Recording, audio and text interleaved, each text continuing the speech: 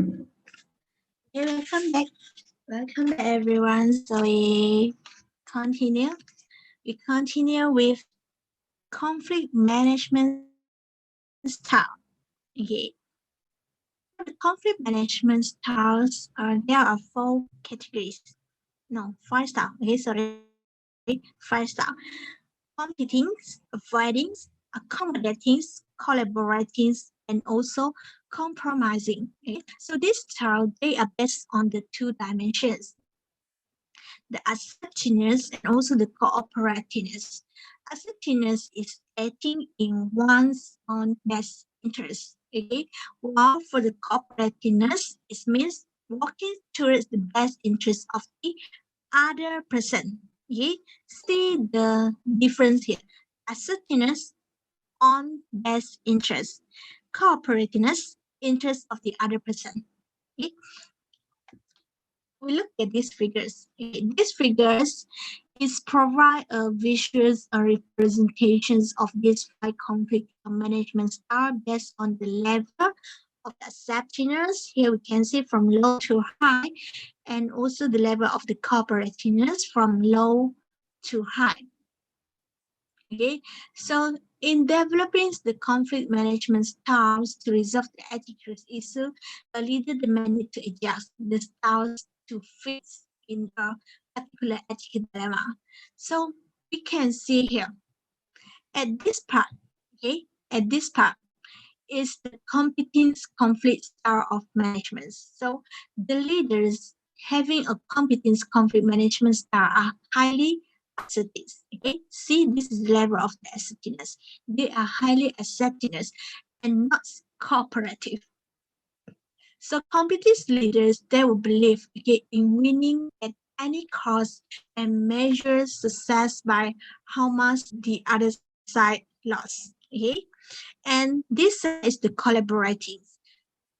For the collaborating style, they have high assertiveness and also high cooperativeness. For the avoidings, they have low assertiveness and also low cooperativeness. For the accommodations, accommodating, high cooperativeness and also low assertiveness. We look at the all of these styles ones by ones. Okay, we start with the competing first. So for the competence conflict management style, it's highly assertive and not very cooperative. Believe in winning at any cost and measure success by how much the other side lost. Okay, this is competence.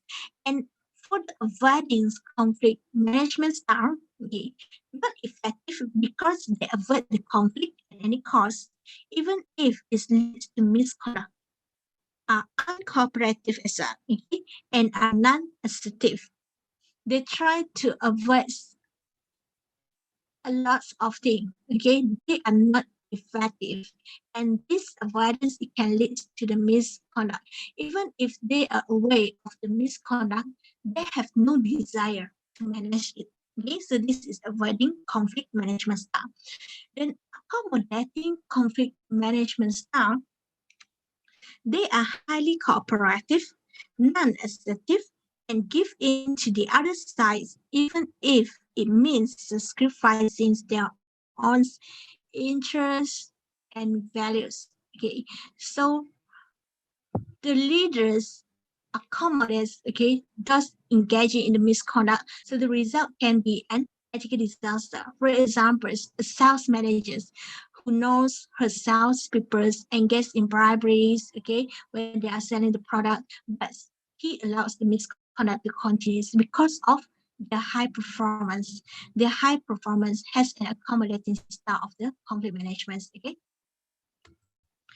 Then next style is the compromising conflict management style. So in between assertiveness and cooperativeness dimensions, belief based approach to resolving conflict is for each side to give something up in order to gain something in value. So compromising leaders are still able to receive part of what they want, and that makes it different from an accommodating style of the conflict management But on the other hand, that allows the other side a partial victory, okay, that prevents them from assuming a competing style of the conflict management as well. So the management style is useful in resolving ethical dilemma when all solution has disadvantages. Then we have collaborating style, okay, active and assertive.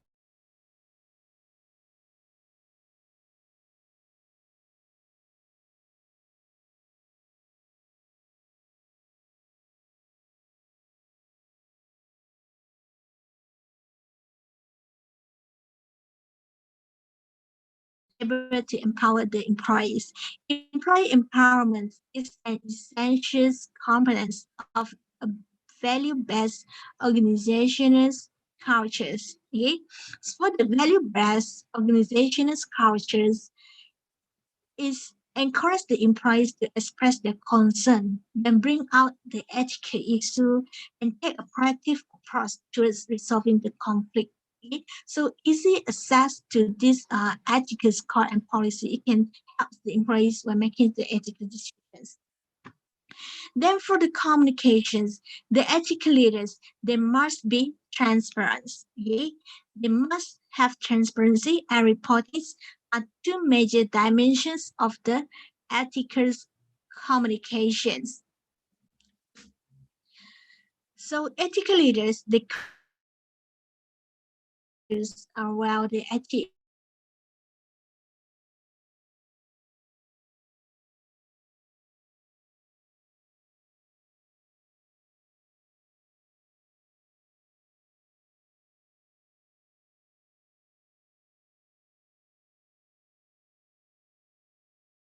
also must have the skill, communication skill, for examples, the interpersonal skills, the small group communication skill, nonverbal communication skill, and then the listening skill. Okay, involve paying attention to both verbal and also nonverbal behavior.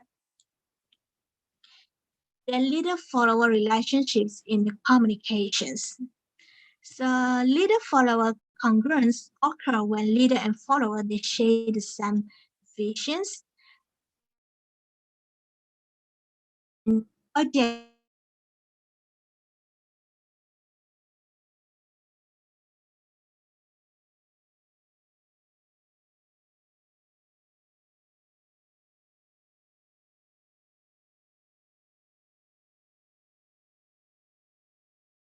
So for the leader exchange theory, it claims that the leader forms unique relationship with follower through the social interactions. Okay? So the leaders who is socially isolated from the employee will have a tenuous relationship because employees are left to make their own decisions. So on the other hand, micromanaging employees makes them feel stiff and believe leaders do not trust them, right? So it's also important for the ethical leader to frequently communicate and interact with the employees. Ethic programs and communications. So one of the most observable ways to communicate things, ethical value to employees through the course of ethic and training. Okay, training in how to act in different situations. For the course of ethics is provide the importance and guidelines for employees on how to act in different situations. Cause again,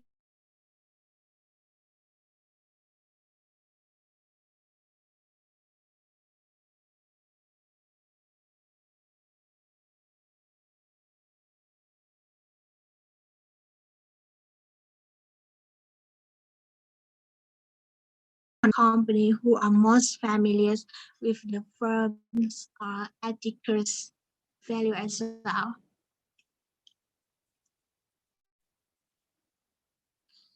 Power difference and workplace politics.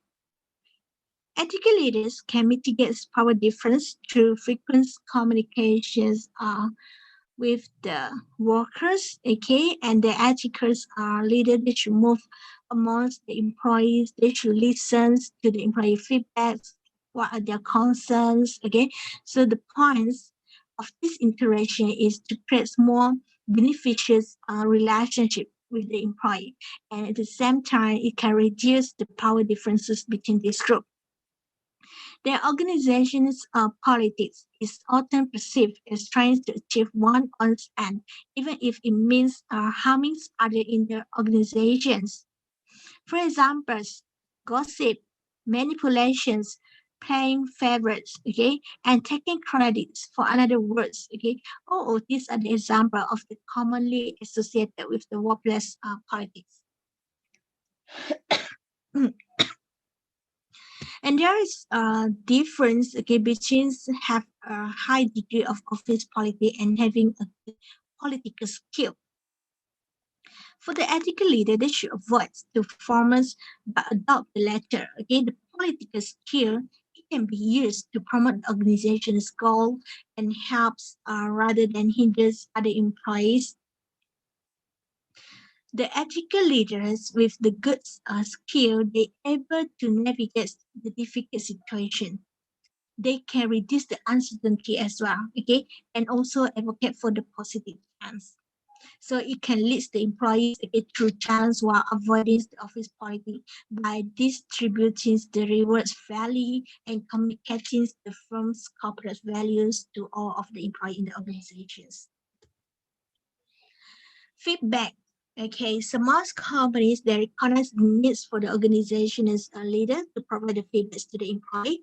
So there are formal and informal methods. Okay, informal method example is the simple conversations. Okay, for example, you're going out lunch. Okay, or you meet the managers at the pantry doors. Okay, so you talk. You have a simple conversations with his or her. Okay, so formal system example through the employee performance evaluations. Okay, the KPI we call it as the KPI.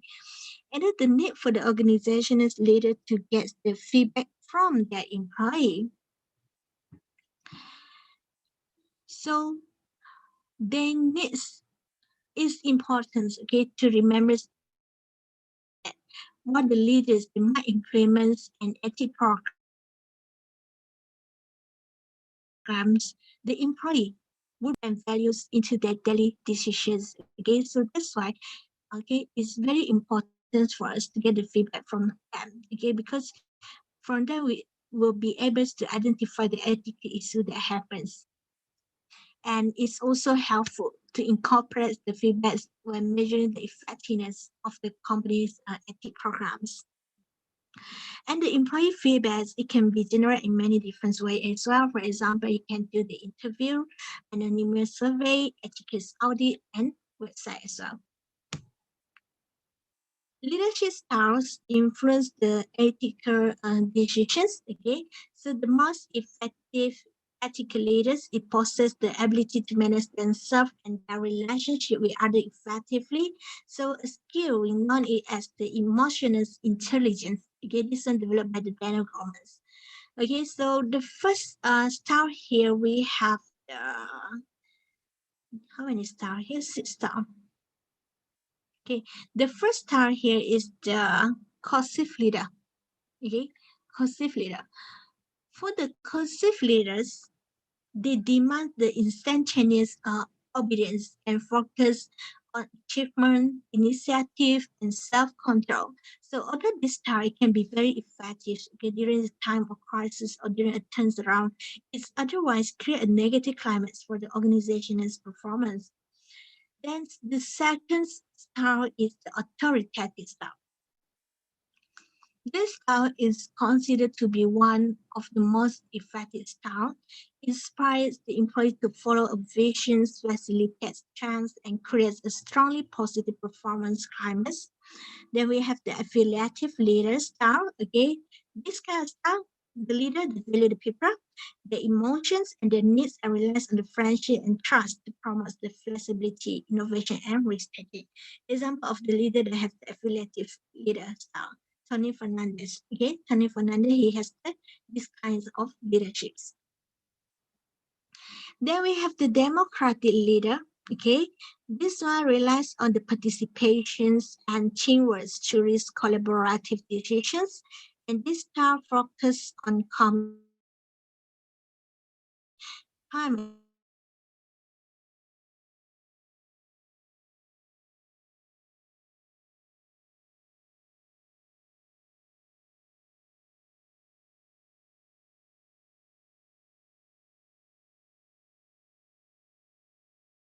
achievements and take the initiative. And lastly, we have the coaching's leader style.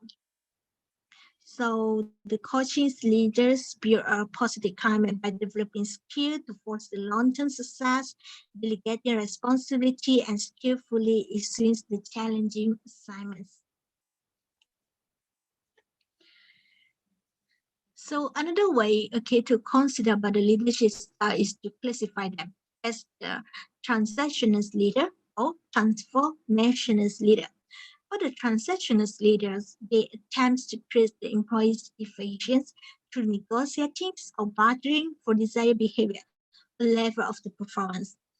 And for the transformationist leader, strive to raise the employee level of commitments and foster the trust and also the motivations. Okay, and this both of these style okay, they can positively influence the corporate cultures.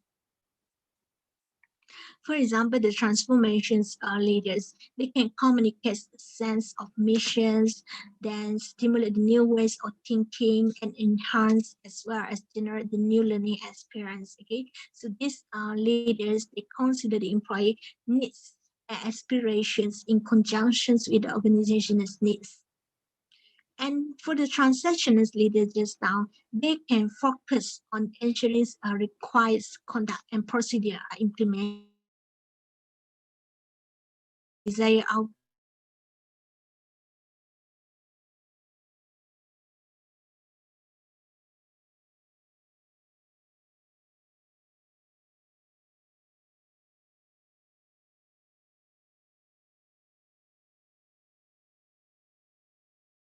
Okay, not only that, it also includes the compliance with ethics and also legal standard as well. Authentic leaders, for the authentic leaders, this is another style, okay, another leadership style. Authentic leaders are passionate about the companies, live out corporate value daily in their behavior in the workplace and others.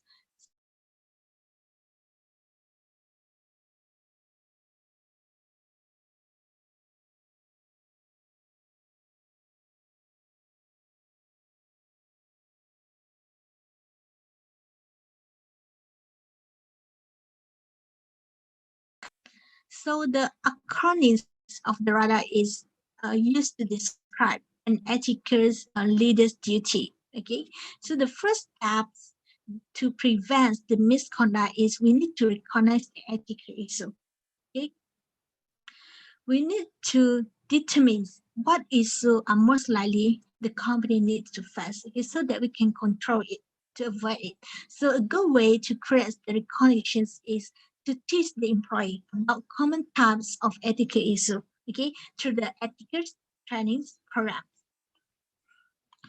After we identify the ethical issue, we avoid the misconduct whenever possible. Okay, how we avoid it? We can use the policy and also the procedure. Okay, so this process is very important. It's very important parts of the risk management. So what the companies, they may adopt the risk management plans, okay, to deal with the economies, marketing, technologies, and environmental risks. Okay, they are less likely to consider the ethical risk as a major area of concerns. Okay, so for these reasons, the ethical leader, they should invest in the ethics continuity plan. Okay, so this involves the identifications of the risk area and then develop the response plan get to deal with the major issue. After that, we discover or detect the ethical risk area.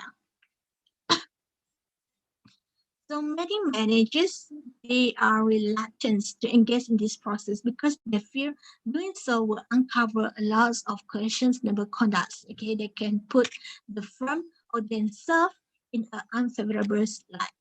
But if they ignore this risk area, it makes it much harder to resolve the ethical issue later, okay, when they occur. So the ethical leaders, they invest in an assessment process to evaluate the firm's ethical weaknesses so the firms can address them. So what are these good tools, okay, to discover or detect the ethical risk area is by using the ethic audit. Okay, ethic audit. Remember, ethic audit we learned in previous chapter.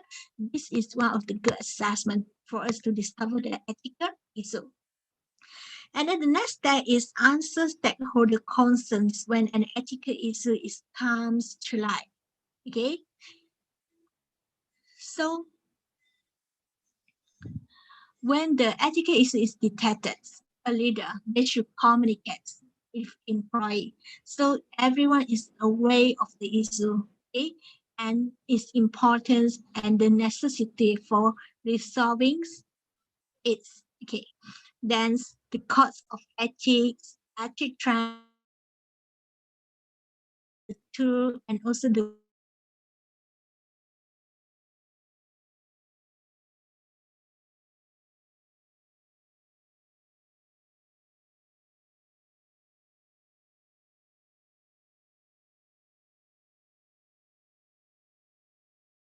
last step is recover from a misconduct. Okay? Disaster by improving open witnesses in the ethics programs. So they need to do this, okay, to rebuild their reputations. From an ethical standpoint, the leader they should use this period to fix any weaknesses in the ethic programs and develop the improved way of detecting misconduct. So this recovery actually is involve field step, okay, field process. For examples, take the corrective actions, compensate the stakeholder that harmed by the misconduct, and express regrets for the misconduct or reinforce the firm reputation with the positive message. So by improving the company's internal control and addresses the area of ethical awareness, the firm they're stronger than they were before.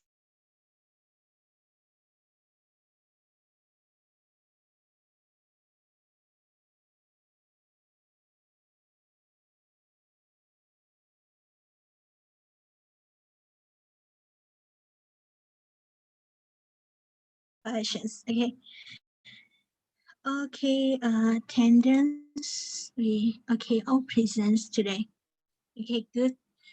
Uh, okay, Friday you will do the tutorial, okay, for chapter 11, Friday. And next week I will cover chapter 12.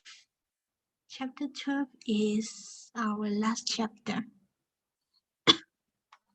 Okay, so I will stop here, okay, for today. So thank you everyone for your attendance today, for your participations today. So that's all for today. And Friday, I will give you tutorial. Okay, so that's all for today. Thank you everyone. Stay safe.